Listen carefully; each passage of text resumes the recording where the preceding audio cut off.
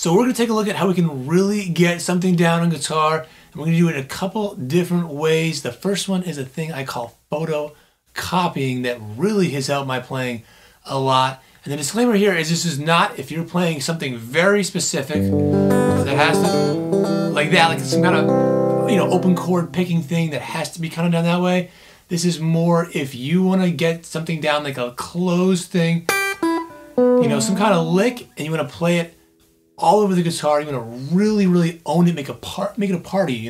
This will really help. It helped me a lot. And we're going to look at a second thing that if you find this overwhelming later, we'll check out how to do it in a very easy way that anybody can do it if you think this is maybe a little too advanced for you. So let's pick out an example. Say, like what I just did right there. We're just kind of going down the G major pentatonic scale, or just doing whatever, just going down some notes. Can we play that elsewhere? I'm a big believer that you don't have to play over the guitar. You can just play in one spot. You can play in the box and make great music. It's how you play it that's really important. But on the flip side, it does help to know the fretboard well and to be able to play things in different places so you can really, express yourself and you don't get the mechanics of the instrument, holding you back, So, say we take those 4 notes. Can we play that somewhere else? Now when we do it here or here, you notice the shape is different each time. So same 4 notes, but the shape's different, and that's one of the tricky things with the guitar is that the shapes can change. Sometimes the shapes can stay the same, and that's a good kind of asset to us. But we want to kind of iron these out. So it's a thing called I came up with the term photocopying. Can we make a photocopy of something like that? Can you do it over here? Play those same notes, even though that shape's going to be different.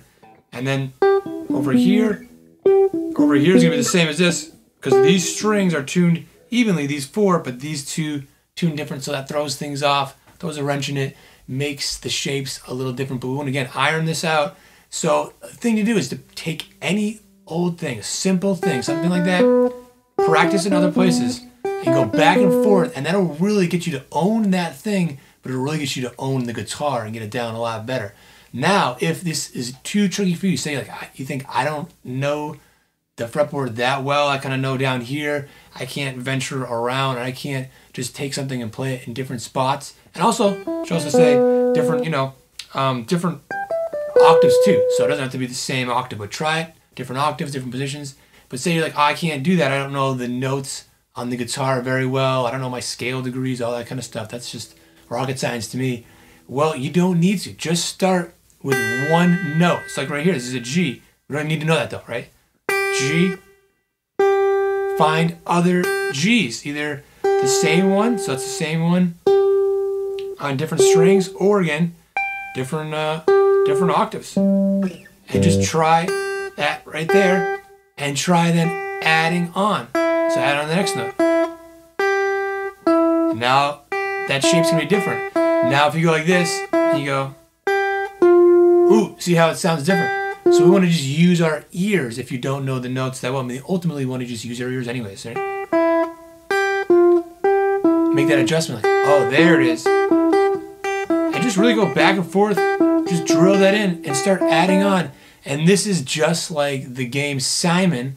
If you're younger, you might not know, but it was a game, like a board game, I guess you could call it, a little electronic thing in the 80s that I had growing up, and I loved it. And what it is like 4 or 5 buttons with different colors, and they each have a different pitch, and it'll play things at random. It'll start off with a pitch, you play it back, then it'll play it again and add another one. So you have to hit that, and it just keeps adding and goes around, and it's a lot of fun, but it's great for your memory and great for your ears too, because all the pitches of the buttons are different. So think of it like that. You're making your own Simon game. You're adding on that, and then not only can you repeat it, but can you repeat it in a different way? So it's extra challenging.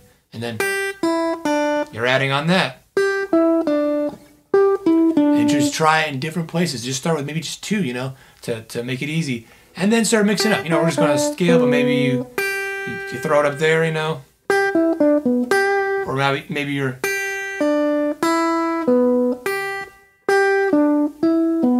And really start getting, getting out of the up and down the scale kind of patterns, things like that. And now you may be wondering, okay, what if it's just a fancy kind of lick? It's got all these techniques. Again, you can't always copy things verbatim. We can do it with the notes, but with the techniques, we can't always do it verbatim. Say we're going like this. We did a pull off there. Well, if we do this, we can certainly add it. So to make sure you try to do it like that. But say you go and you do it backwards. So you can do the same kind of spot, but different, way of playing the notes backwards. Well, now we can't pull off from E to B. I'm sorry, E to D. We can't do that. So we just can't do it. Or you could pull off those instead, or maybe let those ring or something. Or you can try to mimic things in a way, and it forces you to get more creative and try different stuff. But you can't always copy the techniques verbatim and stuff. But that's a great way too. Try those open strings. So try it. Yeah, you try to get creative, And again, it's a great way to really get to own something. It's something that when I started doing this myself, of just really not just learning, saying a lick in one place, but like, can I play it other places and really be thorough with it? It really opened things up for me. It does take time. It can be a little frustrating, but it just gets easier and easier. And with newer stuff, it gets easier. And it's like